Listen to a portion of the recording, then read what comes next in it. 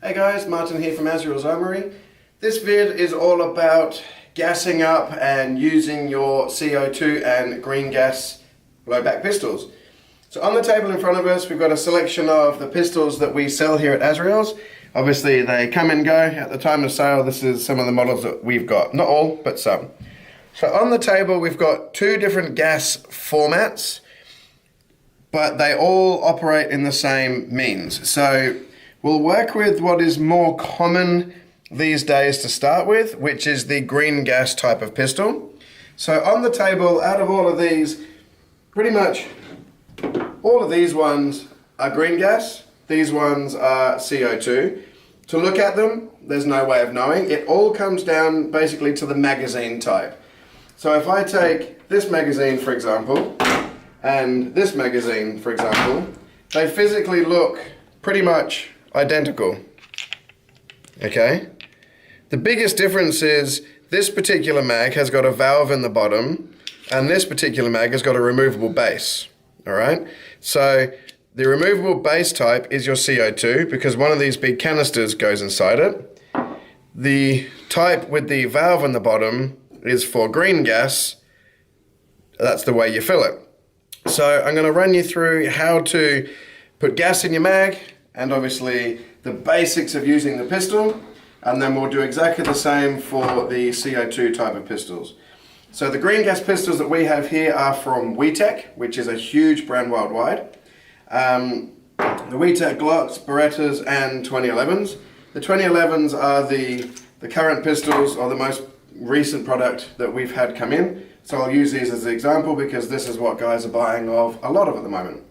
So the green gas mag, as you can see, has the channel down the front where the gel balls go in. So you physically put the gels in this hole and feed up through here.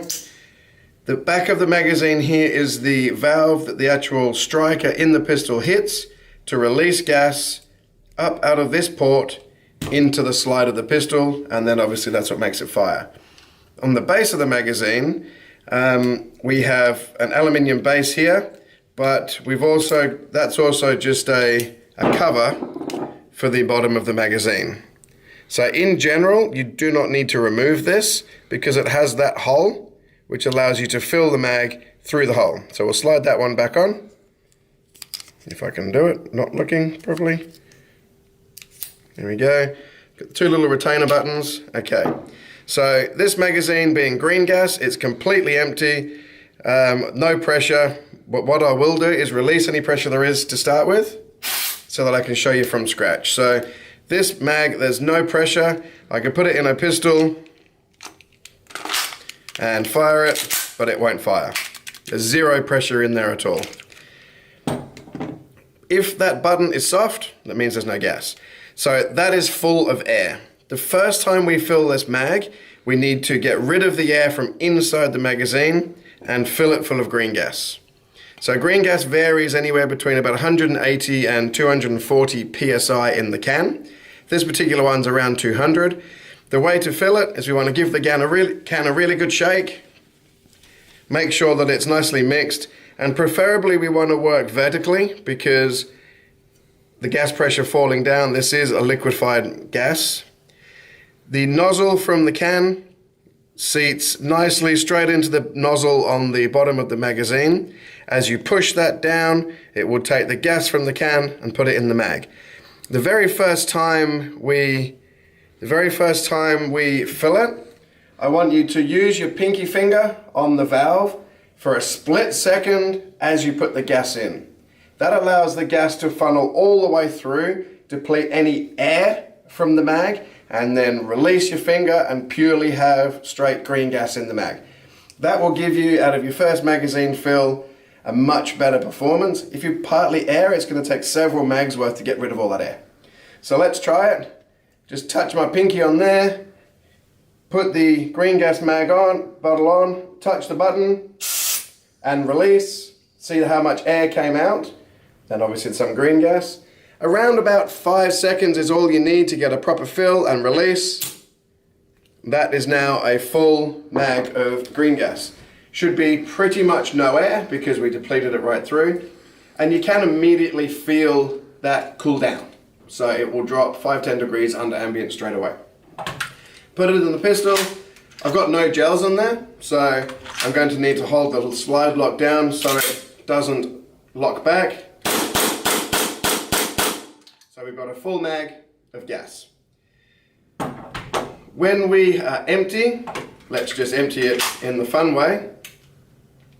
So this is a full auto pistol, ready? So we're out of gas. I'm going to completely deplete it. All gone, just air. That one now needs to make sure that we use the button on the back, push all the air through. If there is still some gas in the mag, you don't need to press the button to deplete it. You can of course just refill straight off the bat and refill it. If you always do it that 5 or 6 seconds, you'll get a full fill. Now for storage, so let's say you're putting your pistol away and you're not going to use it for however long, we recommend storing a little bit of gas pressure in your magazine, which means you hopefully don't have air in it next time you fill it. So I'm just going to hit the button again for a normal fill, but I'm only going to do it for a split second, so I'm not full pressurizing and full fill on the mag. It's just going to be like this. So that's got a little bit of pressure in there. It will fire, but I'm only wanting it to fire just enough so that there is some gas in there and no air. So that is a GreenGas mag. As far as maintaining GreenGas pistols, let's show you on a Glock just because they're a little bit easy to pull apart. As far as maintaining GreenGas pistols or any form of CO2 pistol, in fact anything that has metal on metal wear, we need to make sure the metal rails are lubricated so that there's no metal on metal contact. And then we also want to make sure that where this exhaust port makes contact up in the slide, the air comes out of here and straight into there because the magazine sits like that. So you want to keep these two surfaces both lubricated for maximum seal. We highly recommend a 2000 CST or a 150 weight silicone oil. This is oil that Aztec Innovations makes specifically for GreenGas and CO2 gel blaster pistols. It just massively reduces wear and tear on your product, increases performance, and when you actually keep the seal ports lubricated, it increases your performance and your gas efficiency. When you buy your new pistol, it's always going to have some form of grease on it from the factory. Those spots that are greased is where you always need to keep it oiled and maintained. All right, let's jump across to CO2 pistols. So this half of the table is GreenGas, this half of the table is CO2. This can has got, as we said, around 200 psi of pressure. These CO2 bulbs have got around 800 psi of pressure. So these need to be put inside the magazine, and then the whole magazine is charged with air, but this stays in it. So we have two types of magazine base. You can see this one here uses a big Allen key, and then this one here uses a two-stage mag base, so it's a flat key. They both use the same gas bulb, but they are two different generations of mag base. So I'll show you the single-stage mag base first. Always make sure before you remove either base that there is no pressure in the magazine by pushing that valve. Release the mag base. I always continue to tap that valve so that there is zero pressure in there. The last thing you want is getting to this point and 800 psi, launching this brass nut all the way out and hitting someone. You will see on the inside of the mag base, regardless of what type, there is a pierce point up in there. That piercing point pierces this end of the CO2 bulb, not this end. So when we put the CO2 bulb in, it goes in our magazine that way because our pierce point comes in this way. Please do not put it in that way. If you try and screw that down, you will almost straight away break off that pierce point. So we'll put our CO2 bulb in.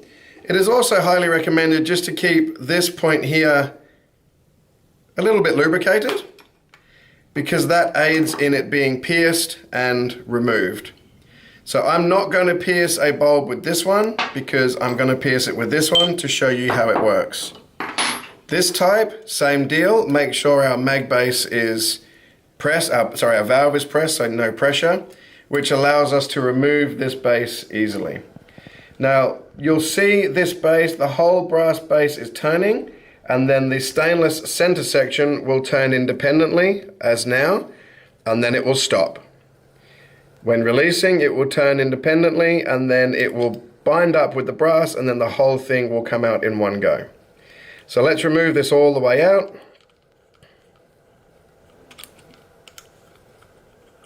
Pull it all the way out. Our CO2 bulb still goes in the same, oh, there's one in there. Still goes in the same direction because the piercing point is inside the mag base. Drop it in. Now we always recommend keeping the two O-rings. They're very hard to see. There is two O-rings here. They hold all the pressure in your magazine. So it's very important to keep the thread here and these O-rings lubricated for both traveling in and out the thread so you don't damage metal and wear it, and also to be able to maintain a seal. So we'll thread this one in, making sure that it starts and meets the thread perfectly. Zero resistance, no resistance at all. If it's scratchy, binding, feels like it's not going in right, it means it is. It means you're cross-threading it. So wind it all the way in. As the O-rings start to disappear, it of course will start to add a bit of load because it's sealed. Wind it all the way down, and you will find the brass section, the outer section, will stop, and it will tighten off in the mag, and the center will continue turning all the way in until it stops. That now has 800 psi pressure in it. What we highly recommend is releasing and turning the center section out by half a turn. That allows us to pull that piercing point back out of the bulb, so there's actually a hole for best airflow. And if you listen carefully, you can hear the bulb rattle. That means the piercing point is open. That magazine is now fully charged with 800 psi of pressure, ready to shoot in the CO2 pistol. Now, exactly the same as the GreenGas, highly recommended to keep the exhaust valve up here, the exhaust port, sorry, nicely lubricated, because that has to seal in exactly the same way inside the CO2 pistol. Of course, we can slide our mag base back on, shove it in our pistol, rack the slide, and away we go. So exactly the same lubricating on the Glock type as the APS CO2 for the WeTech GreenGas.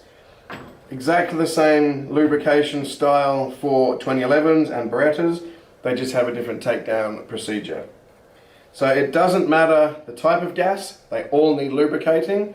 The only difference really is for the GreenGas is to purge that mag button as you fill it first time for maximum fill, and then obviously refills, and then making sure that you fully seal off and lubricate the CO2 bulb for the CO2 pistols. Now a little tip I want to point out for you with CO2 pistols, when it comes to removing the mag base, once you finish, I said it before, make sure you touch that button to ensure there's no pressure in this magazine. You want to be able to remove this without it shooting across the room. I hope that answers a lot of questions that we get. This is a replacement video for one we lost. So there we go. Any questions, please let us know.